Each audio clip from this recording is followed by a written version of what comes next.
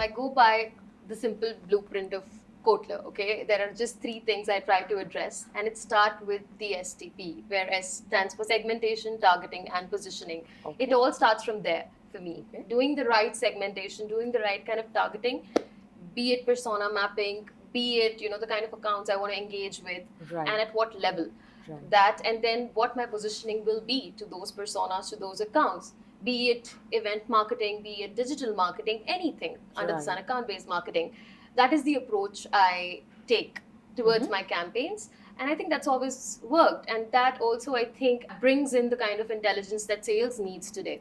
Correct. So, which is why I always say marketing is a revenue generating function. It's not a support function anymore. Right. Because we are also directly contributing to revenue. How?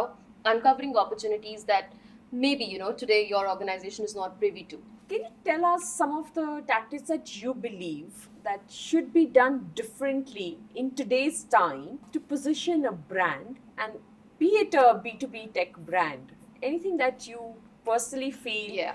is the best way? So I think it's the era of hyper personalization now. Yeah. I don't think those generic traditional tactics entice anybody. I'll talk of the most familiar one to the world. It's the event marketing. Everybody Yeah. wants a lot of events in a Yeah. specific quarter. And to understand that, if you're addressing a CISO or a CIO, they're spammed with messages like, Spam. hey, there's a roundtable happening here, there's a conference happening there, there's a trade show happening here. Yeah. I think 500, 600 mails like that. How do you stand a chance to get that CISO's attention? Yeah. So I think what you're doing is, even if you're doing traditional tactics, by traditional I mean that have been done, and they sometimes can work wonders, you have to innovate there. You have to be Right. creative there. Right. And I've realized that, if I'm getting someone's time here, no matter at what level, if I'm getting their time, if they're giving me their time, I can't just waste that Right. moment that I've gotten Right. them. So we try and make sure that we be very differential in our proposition. We try and make sure that, we're talking about the pitch the way they want to hear. Right. We have so much intel today, right? Yeah. Everybody's, if there's a lot of secondary research that a marketer can go back and do before even meeting CISOs. Correct. And then to make sure that your conversation is pitched to what Yes. they're looking for Correct. is what we do and what needs to be done differentially. You work with a lot of partners, and because there's so much happening out in the industry, what do you really think that, because, and also we believe that partners are the extended to, organizations they work with, right? What is that, the whole vendor ecosystem or a partner ecosystem should really work upon? Yeah. So I think the channel or the partner ecosystem is really crucial, really important. And why I say this, I realized it.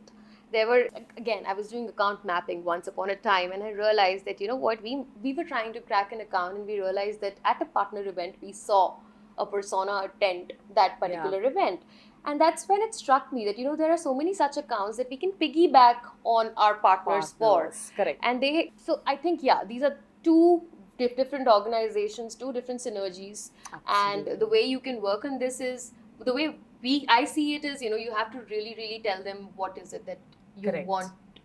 What is the mutual outcome that you have in mind?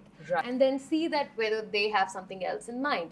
Right. And whatever it is, you have to get on the drawing board with them and understand that, if there are certain things that they have in mind, certain things that you're looking forward to, they all co-align. Correct. And you come up with one objective statement, to be honest, and Yeah. then both of you should be working towards that. Right. So that's how we work at Jamf as well. I think the first thing that we do with our partners is both of us have to align on the kind of prospects that we're trying to, work on. Right. The right kind of tell, the right kind of list. We start with that, and then comes, the two creative forces, building on the campaign framework. What do we want to do about it? How do we want to end it? So these are certain things that we together work on. But I think the first and foremost thing that, I also expect from my partners, to your question, is on that drawing board or on that vision board, the objective, we have to come on the same page. Correct. So that's something that is very important. Superb. Great conversation, Shreya. I have a small surprise element. I've crafted some rapid fire questions which I would love to ask you. And we'd love to know whatever comes first in your mind. Okay. And are you ready? I'm ready. All right. Most underrated marketing skill? Creativity. AI in marketing, game changer or overhyped? Game changer any day. Yeah. Absolutely. Your go to mantra when a campaign doesn't go as planned? Mitigate it with as much creativity as you can at that Sure. moment. And once the campaign is over, do some campaign analysis, Absolutely. see what the gaps were, and then, yeah, work it out probably with the next campaign, or if there's anything you can do about it. Yeah, build on creative solutions. That's what I do. Super. Which brand you admire for doing marketing right?